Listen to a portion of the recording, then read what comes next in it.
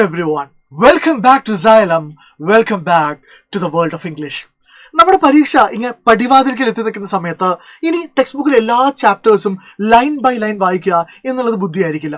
നിങ്ങൾ അവസാനത്തെ ലാപ്പിൽ ചെയ്യേണ്ട കാര്യം എല്ലാ ചാപ്റ്റേഴ്സിനെ കുറിച്ചും ഒരു ഏകദേശ ധാരണ, ഡീറ്റെയിൽ ആയിട്ടുള്ള ധാരണ ഉണ്ടാക്കി വെക്കുക. പ്ലസ് പരീക്ഷയ്ക്ക് ചോദിക്കാൻ സാധ്യതയുള്ള എല്ലാ ചോദ്യങ്ങളുടെയും ഡിസ്കോഴ്സുകളുടെയും ഫോർമാറ്റുകൾ കൃത്യമായി മനസ്സിലാക്കി വെക്കുക.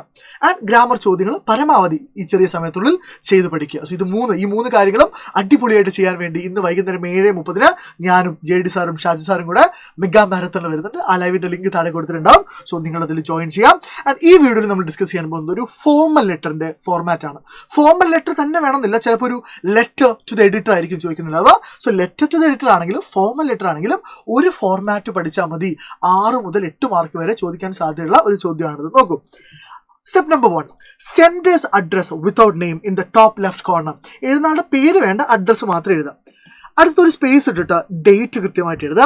അതിനുശേഷം receivers address. So receiver address എഴുതുമ്പോൾ ആർക്കാണോ എഴുതുന്നത് അയാളുടെ ഡെസിഗ്നേഷൻ, സ്ഥാനപ്പേര് കൊടുക്കണം. ഇപ്പോൾ എഡിറ്റർക്കാണെങ്കിൽ എഡിറ്റർ എന്ന് കൊടുക്കുക, മാനേജർക്കാണെങ്കിൽ മാനേജർ എന്ന് കൊടുക്കുക. അതിനുശേഷം നമ്മൾ ഏറ്റവും ഷോർട്ടായിട്ട് സബ്ജക്റ്റ് എന്താണെന്ന് പറഞ്ഞു വെക്കുന്നു. അതിനുശേഷം സാല്യൂട്ടേഷൻ, അഭിസംബോധന, റെസ്പെക്റ്റഡ് സാറിനോ ഡിയർ സാറിനോ കൊടുക്കാം.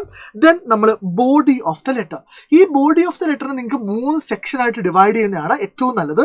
ബോഡി ഓഫ് ദ സെക്ഷനിൽ ആദ്യത്തെ കാര്യം എന്ന് പറയുന്നത് ഇൻട്രൊഡക്ഷൻ ആണ്. അതായത് നിങ്ങൾക്ക് എന്താണോ ഇഷ്യൂ, എന്താണോ പറയാനുള്ളത്, ആ ഇഷ്യൂ അഡ്രസ് ചെയ്തുകൊണ്ട് ബ്രീഫായിട്ട് തന്നെ സ്റ്റേറ്റ് ചെയ്യാം. ദെൻ രണ്ടാമത്തെ മെയിൻ കോണ്ടന്റ് ആണ്. അവിടെ നിങ്ങൾ ഡീറ്റെയിൽസും ഫാക്ട്സും സജഷൻസ് ഒക്കെ പറയണം. മൂന്നാമത്തെ പാരഗ്രാഫിൽ, കുഞ്ഞു പാരഗ്രാഫിൽ നിങ്ങൾക്ക് request action or express a hope for solution. So ഇങ്ങനെ ആ പാരഗ്രാഫ് 3 പാരഗ്രാഫുകളായിട്ട് ഡിവൈഡ് ചെയ്യാം. അതിനുശേഷം നമ്മൾ കോംപ്ലിമെന്ററി, CLAUSE ആണ് കേട്ടോ, കോംപ്ലിമെന്ററി ക്ലോസ് എഴുതുന്നു. അതിനുശേഷം നമ്മൾ SD എന്ന് എഴുതാം. സൈൻ ചെയ്യേണ്ട SD എന്ന് എഴുതിയാൽ മതി. ദെൻ അതിനുശേഷം എഴുതുക നെയിം ഓഫ് ദ സെന്റർ. ഇത് കുറച്ചുകൂടെ ക്ലാരിറ്റിയിൽ മനസ്സിലാവാൻ വേണ്ടി ഞാൻ ഇവിടെ ഒരു പ്രീവിയസ് ക്വസ്റ്റ്യൻ അറ്റംപ്റ്റ് ചെയ്യുന്നുണ്ട്. എ ഹൊരഗല്ലു is essential in any journey. അപ്പോൾ നമ്മൾ കണക്ട് ചെയ്തു. ഇത് സുധാമൂർത്തിയുടെ ഹൊരഗല്ലു എന്ന് പറഞ്ഞ 1ാമത്തെ യൂണിറ്റിലെ 4ാമത്തെ ചാപ്റ്ററിൽ നിന്ന് വന്ന ചോദ്യമാണല്ല, അതുമായി കണക്റ്റഡ് ആയിട്ടുള്ള ക്വസ്റ്റൻ ആണ്. എന്തുകൊണ്ടാണ്? It is more so when people around you are too busy in their own words you feel that it is necessary to post counsellors in schools. ഇതാണ് നമ്മുടെ പ്രശ്നം. നിങ്ങളുടെ സ്കൂളിൽ അല്ലെങ്കിൽ മൊത്തം സ്കൂളുകളിൽ കൗൺസിലേഴ്സിനെ പോസ്റ്റ് ചെയ്യുക എന്നതിനെ കുറിച്ച് നിങ്ങൾ ആർക്ക് എഴുതുന്ന കത്ത്? മിനിസ്റ്റർ ഓഫ് എഡ്യൂക്കേഷൻ എഴുതുന്ന കത്ത്, വിദ്യാഭ്യാസ മന്ത്രിക്ക് എഴുതുന്ന ഒരു ഫോർമൽ ലെറ്റർ ഒരു പ്രീവിയസ് ക്വസ്റ്റനിൽ ചോദിച്ചിട്ടുണ്ട്. സോ അതിന്റെ ആൻസർ ഏകദേശം ഇങ്ങനെ വരും. നോക്കൂ, ആദ്യം നമ്മൾ എന്ത് ചെയ്യുന്നു? Writers address without name, green villa, MG road, Kochi. തന്നെ എഴുതാൻ നിർബന്ധമൊന്നുമില്ല. അടുത്ത് നമ്മൾ എന്ത് ചെയ്യുന്നു? ഡേറ്റ് ഫുൾ ഫ്ലെഡ്ജഡ് ആയിട്ട് 1/2/25 എഴുതി വെക്കാതെ 1 March 2024. അടുത്ത step minister of education, the secretariat, Trivandrum or Thiruvananthapuram. So step number 1, 2, 3. Step number 4 എന്താ? സബ്ജക്റ്റ് എഴുതുന്നു. എന്താ subject? Posting of counsellors in schools. So step number 4 കഴിഞ്ഞു. Step number 5 dear sir, salutation കൊടുക്കുന്നു. അതിനുശേഷം നമുക്ക് എന്താണോ പറയാനുള്ളത് ആ കാര്യം പറയാം. ഈ ചോദ്യം തന്നെ ചോദിക്കുന്ന നിർബന്ധമില്ല. അപ്പം എന്താണോ പറയേണ്ടത് പറയാം, അല്ലേ? Every day we here about girls being molested or small children being abused. People of no professions are exempted from abusing children if they get a chance for it. So ഈ രീതിയിൽ നിങ്ങളുടെ ടോപ്പിക് എന്താണ് എന്ന് വളരെ beautiful ആയിട്ട് introduce ചെയ്യാം. അതിനുശേഷം കാര്യങ്ങൾ ഇലാബറേറ്റ് ചെയ്യാം. അവസാനം നമ്മൾ എന്ത് പറയാം?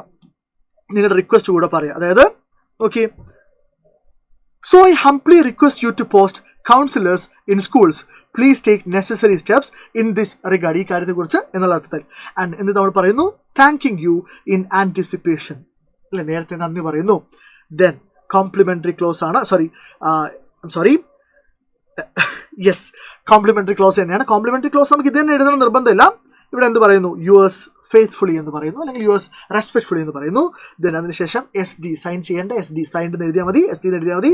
ദെൻ നിങ്ങളുടെ പേര് കൂടി എഴുതുന്നു. ഇത്രയും കാര്യം എഴുതി കഴിഞ്ഞാൽ ഒരു ഫോർമൽ ലെറ്റർ അടിപൊളിയാണ്. സോ അവിടെ കോണ്ടന്റ് ഇമ്പോർട്ടൻ്റ് ആണ്, പക്ഷേ കോണ്ടന്റ് പോലെ ഇമ്പോർട്ടൻ്റ് ആണ് എന്ത്? ഫോർമാറ്റിന്റെ സ്ട്രക്ചർ എന്ന് പറയുന്നത്. അതിന് നിങ്ങൾക്ക് മാർക്ക് കിട്ടും. Okay, so people, I will see you today at 7:30. Thank you.